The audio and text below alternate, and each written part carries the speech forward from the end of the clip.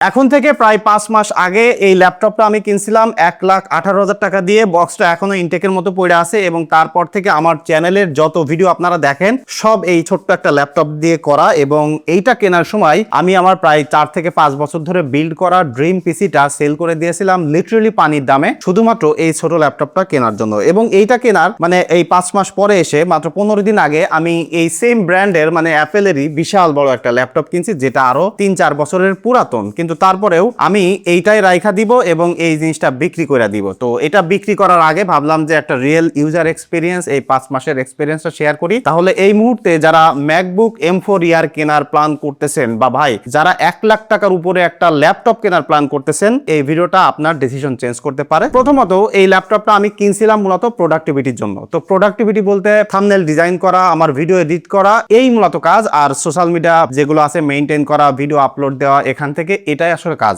এখানে কিন্তু ব্যবহার করা হয়েছে অ্যাপেলের M4 চিপ, যেখানে 8 কোর সিপিইউ এবং 10 কোরের জিপিইউ রয়েছে, 16 জিবি র্যাম, 256 জিবি স্টোরেজ রয়েছে। তো এই 16 জিবি র্যাম কিন্তু ইউনিফাইড, দ্যাট মিনস এই র্যামটাই জিপিইউর সাথেও কাজ করে আবার নর্মাল র্যাম হিসেবেও কাজ করে, দ্যাট মিনস এটা সুপার পাওয়ারফুল একটা র্যাম। এবং এইটা আমি ব্যবহার করতে যে আমি যে জিনিসটা খেয়াল করলাম বা আমার মনে হয় যে আপনারা অলরেডি অনেকেই জানেন, অ্যাপেলের এই M সিরিজের প্রসেসর মার্কেটে আসার পরে ল্যাপটপ ইন্ডাস্ট্রি এবং পিসি ইন্ডাস্ট্রিতে কিন্তু একটা নতুন মাত্রা সেট করছে। এবং তাদের যে M সিরিজের চিপসেটটা সেটা কিন্তু ইফিসিয়েন্সির পাশাপাশি এত বেশি পাওয়ারফুল হয়েছে এবং কোনো প্রকার ফ্যান ছাড়া যে পারফরমেন্স এটা ডেলিভার করে সেটা সত্যিই অবিশ্বাস্য। মানে আমি ভিডিও করার জন্য বা এই বলার জন্য বলতেছি না, এটা আনবিলিভেবল। যারা পিসি ইউজার তারা যদি M4 এর শিফট হন বিশেষ করে প্রোডাক্টিভিটির জন্য, তাহলে এই জিনিসটা ফিল করতে পারবেন। আমার যত ভিডিও আপনারা দেখেন সবই 4K 30 fps এ আমি করি। এখানে কিন্তু হেভি কালার গ্রেড করা হয়, লাট অ্যাপ্লাই করা হয়। যদিও আমি এখানে কোনো প্রকার VFX ইউজ করি না, বাট এই ভিডিও এডিটিং আমি একদম স্মুথলি করতে পারি।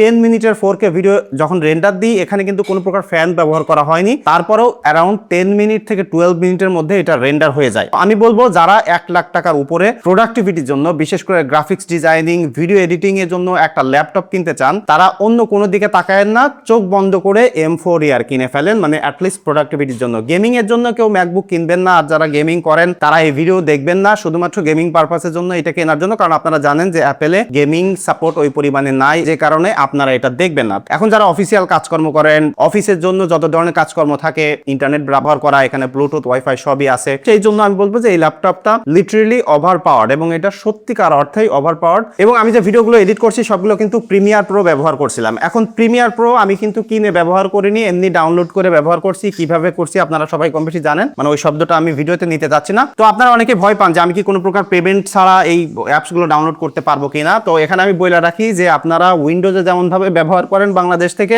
সেম ভাবেই যে কোনো অ্যাপস, অ্যাডোবি যে কোনো অ্যাপস, মাইক্রোসফট অফিস সবই আপনারা ব্যবহার করে নিতে পারবেন। যদি আপনারা না বুঝেন তাহলে যেখান থেকে কিনবেন তাদেরকে একটু বললে তারা ইনস্টল করে দিবে, তা না হলে আপনি বাসায় এসে ইউটিউব দেখে ঘাটাঘাটি করে বা বিভিন্ন ওয়েবসাইট থেকে এটা ডাউনলোড করে ইনস্টল করে ফেলতে পারবেন। সো অ্যাপ কিনে নিয়ে ব্যবহার করা লাগবে, বাট এরকম না। এবং আমি যে প্রিমিয়ার প্রো ব্যবহার করছি, এই 5 মাসের মধ্যে এডিট করতে যেয়ে কোনো প্রকার হ্যাং করা, অ্যাপসের বাগ হয়ে যাওয়া, দাঁড়িয়ে যাওয়া, থার্মাল থ্রোটলিং এর কোনো ইস্যুস আমি পাইনি। এডিটিং এর যে যাত্রাটা আমার এটার সাথে ছিল সুপার স্মুথ ছিল। এখন ল্যাপটপের কিন্তু অন্যতম একটা গুরুত্বপূর্ণ জায়গা হলো তার ডিসপ্লে। কারণ কি, যখন আপনি ভিডিও এডিটিং করবেন, গ্রাফিক্স ডিজাইনিং করবেন বা অফিসিয়াল যে কোনো কাজকর্ম করবেন, সেখানে কিন্তু আপনার ডিসপ্লে প্রয়োজন। তো এখানে 13.6 ইঞ্চি যে ডিসপ্লেটা ব্যবহার করা হয়েছে সেটা কিন্তু লিকুইড রেটিনা ডিসপ্লে। তো নরমালি এটা একটা ছোট ল্যাপটপ, ছোট ডিসপ্লে, তো সেই জায়গায় যদি আপনার প্রবলেম না হয় তাহলে আমি বলবো যে এই ডিসপ্লের যে কালার অ্যাকুরেসি আছে, আপনি যদি গ্রাফিক্স ডিজাইনিং করেন ট্রু কালারটা এখানে দেখতে পারবেন। এবং যে ব্রাইটনেস আছে আউটডোরে নরমালি যেসব কন্ডিশনে আমরা ব্যবহার করি সেটাও পারফেক্ট আছে। এখানে যে সেলফি ক্যামেরাটা রয়েছে, মানে ওয়েব ক্যামটা রয়েছে, সেটা আমি বলবো এই ল্যাপটপটার মানে আগের জেনারেশন থেকে এখানে একটা হিউজ ইমপ্রুভমেন্ট। বিশেষ করে 12 মেগাপিক্সেলের সেন্সর, সেটা সেন্টার স্টেজ সাপোর্ট করে এবং ভিডিও কল করার পাশাপাশি এটা দিয়ে লিটারালি ভাই ভিডিও মেকিংও আপনি করতে পারবেন। এবং আমি বলবো যে আপনার এক্সপেরিয়েন্সটা, যদি এর আগে অন্য কোনো ল্যাপটপ ব্যবহার করে থাকেন উইন্ডোজের, তাহলে এখানে এসে ভিডিও কল করার এক্সপেরিয়েন্সটা বা এইটার সাথে কথাবার্তা বলা, আপনার যদি আইফোন থাকে এটার সাথে সিঙ্ক করে এই জায়গায় এক্সপেরিয়েন্সটা একদম ভিন্ন একটা মাত্রায় নিয়ে যাইতে পারবেন।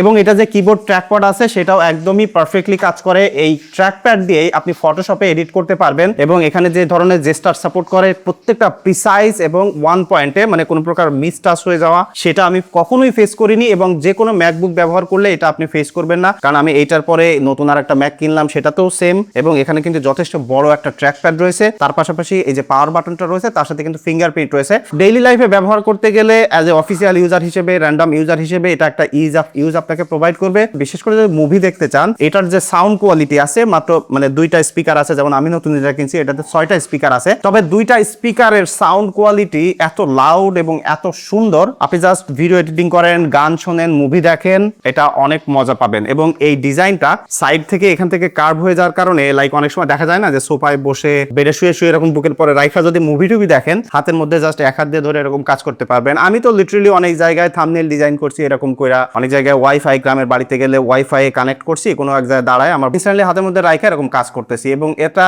এত মানে কনভিনিয়েন্ট ছিল এই লাইট ওয়েট হওয়ার কারণে এবং স্লিম হওয়ার কারণে, এবং যে কোনো ব্যাগেও আমি ইজিলি ক্যারি করতে পারছি। সো গত 5-6 মাস এটার সাথে আমার যাত্রাটা একদম স্মুথ ছিল। তাহলে এতদিন পরে এসে আমি এটা কেন চেঞ্জ করতেছি? 2-3টা জায়গা আছে, তার মধ্যে প্রথম সেটা হলো এটা ডিসপ্লেটা ছোট। যখন আমি এডিট করতে যাই আমার অনেক ফুটেজ নিয়ে কাজ করতে হয়, ছোট ডিসপ্লে আমার প্রবলেম হয়, তাই আমি এটা কিনছি। দ্বিতীয় আর যে কারণগুলো সেটা হলো এখানে আপনারা এই পাশে মাত্র একটা হেডফোনের জ্যাক দেখতে পাচ্ছেন আর এই পাশে 2টা টাইপ সি পোর্ট দেখতে পাচ্ছেন, আর বাকিটা কিন্তু ম্যাগসেফ চার্জারটা সাথে দেওয়া আছে। ওই চার্জারটা আমি কখনো ব্যবহার করিনি কারণ এটা স্লো চার্জ হয়। 90 ওয়াটের একটা পিডি চার্জার আমার আছে, ওইটা দিয়ে আমি চার্জ করতাম টাইপ সি দিয়ে। ম্যাগসেফটা ব্যবহার করতে বলে একটা কনভিনিয়েন্ট আছে, তবে আমি করি না, আমি ডঙ্গল ব্যবহার করছি। তো এখানে 2টা পোর্ট আছে, এই 2টায় আমি যখন একটায় চার্জ লাগাই বা একটা আমার এনভিএমই কার্ড লাগাচ্ছি এবং একটা যখন ডঙ্গল দিচ্ছি, তখন কিন্তু লিটারালি আর কোনো পোর্ট থাকতেছে না। এবং আমি যখন কিবোর্ড এটাতে ইন করতে যাচ্ছি, মাউস ইন করতে যাচ্ছি, এবং যখন আমার স্টোরেজ থাকছে, আমার বেশ কয়েকটা হার্ড ড্রাইভ রয়েছে, সেগুলো আমি কেস ব্যবহার করে এটার সাথে ইউজ করি, তখন আমার এই প্রবলেমটা হয় যে এখানে পোর্ট না থাকার কারণে ডঙ্গল ক্যারি করতে হয় এবং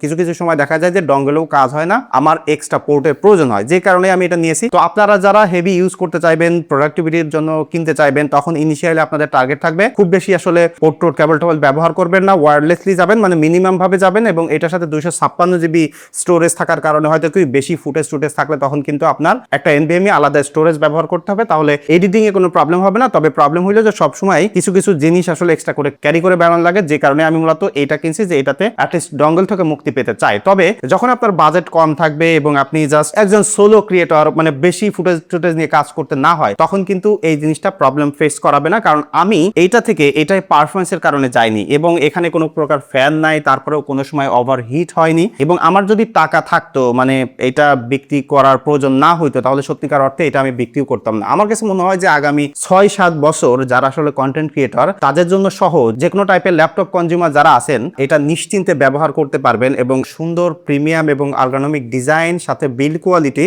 লং টাইম ধরে ব্যবহার করতে গেলে কোনো স্ক্র্যাচ দাগ সহজে পড়ে না। আমি এটা ব্যবহার করলাম, উপরে একটা স্টিকার লাগিয়ে নিয়েছি এবং এটা যে স্ক্রিন প্রোটেক্টর আছে সেটাও লাগিয়ে নিয়েছি, যে কারণে আর কোনো জায়গায় আমার কোনো প্রবলেম এখনো পর্যন্ত হয়নি, একদম ব্র্যান্ড নিউ এর মতো রয়েছে। এবং অ্যাপেলের প্রোডাক্ট কেনার আর একটা গুরুত্বপূর্ণ জায়গা দেখেন, এই ল্যাপটপটা আমি 5 মাস ব্যবহার করছি এবং এখন যদি আমি বিক্রি করতে যাই 1,18,000 দিয়ে কিনছি, সামান্য কিছু টাকা আমার লস হবে। তবে যদি আমি এই দামে উইন্ডোজ কিনতাম, 6 মাস পরে বিক্রি করতে গেলে লিটারালি আমার বিক্রি করতে কতদিন লাগতো আমি জানি না, তারপরেও দামও পাইতাম না। তো এইটা কিন্তু আমি যদি আজকে হয়তো বা মার্কেট প্লেসে বিজ্ঞাপন দিই, হয়তো 2-3 দিনের মধ্যে বিক্রি হয়ে যাবে। এই জায়গা থেকে আসলে আমি বলবো যে যখন একটা বড় পারচেজ ডিসিশন আপনারা করবেন, সেখানে রিসেল ভ্যালুর পাশাপাশি লং টাইম ধরে ডিউরেবিলিটি, ইউজেবিলিটি এবং পারফরমেন্সের কিন্তু ব্যাপার থাকে। এবং আরেকটা জিনিস আমি লাস্টে মেনশন করতে চাই, এটার ব্যাটারি ব্যাকআপ। এটা অ্যাজ লাইক স্মার্টফোন, আমি এভাবে রেখে দিয়েছি, 5-6 ঘন্টা, 8 ঘন্টা, 10 ঘন্টা পরে ওপেন করি, জাস্ট এরকম ওপেন হয়ে যাবে এবং ব্যাটারি যেখানে ছিল, যত পার্সেন্টে ছিল তত পার্সেন্টেই থাকবে, কোনো প্রকার ড্রেইনের ব্যাপার নাই। এবং আমি এটা ভিডিও এডিটিং করতে যাই হেভি ইউজ করে, কোনো প্রকার পাওয়ার প্লাগ না লাগায় 7 থেকে 8 ঘন্টা করে এডিটিং এর স্ক্রিন অন টাইম পেয়েছি এবং কোনো প্রকার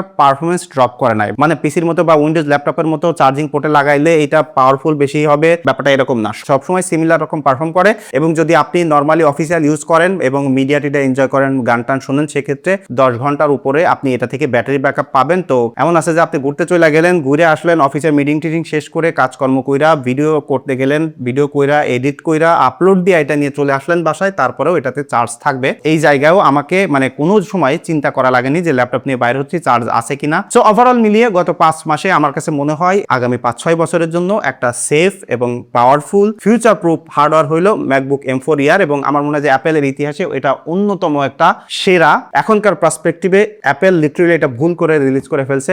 আর আমি যে নতুন ম্যাকবুক প্রো M1 প্রো কিনলাম, পুরাতন 3-4 বছরের একটা পুরাতন হার্ডওয়্যার 2026 সালে এসে, সেটার এক্সপিরিয়েন্স কেমন অবশ্যই আপনাদেরকে জানাবো। এখানে কিছু প্রোস এন্ড কনস পেয়েছি, তবে স্টিল আমি এটা বিক্রি করে দিয়ে এটাই রাখতেছি। সো সেই স্টোরি অন্য একদিন বলবো। এই ছিল আজকের ভিডিও। আপনারা যদি কেউ ব্যবহার করেন অবশ্যই কমেন্ট করে জানাতে পারেন। দেখা হচ্ছে পরবর্তী ভিডিওতে। ধন্যবাদ সবাইকে।